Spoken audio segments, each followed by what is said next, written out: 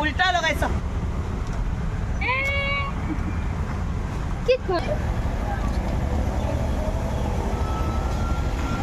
আজি এইটো আমি ইয়াত BLA ট্ৰেইনিং হোৱাৰ পিছত আৰু আমাৰ প্ৰেছ মিট হোৱাৰ পিছত একো একটা আমি এটা প্ৰগ্ৰাম লৈছোঁ।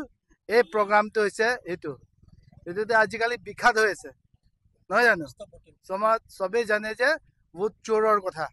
গোটেই ভাৰতবৰ্ষৰ আমাৰ অলৰেডি ৰাহুল গান্ধীয়ে আমাৰ LOPয়ে জনাই দিলে যে BJPয়ে ভোট চুৰি গাড়ী দখল কৰিছে। সেইটো কাৰণে ভোট চোৰ গাড়ী চোৰ। সেইটো কাৰণে যে আমি আজি জনসাধাৰণ ৰাইজক আৰু পাব্লিচিটি হওক আৰু জনাবৰ কাৰণে আমি এই প্ৰক্ৰিয়াটো লৈছে।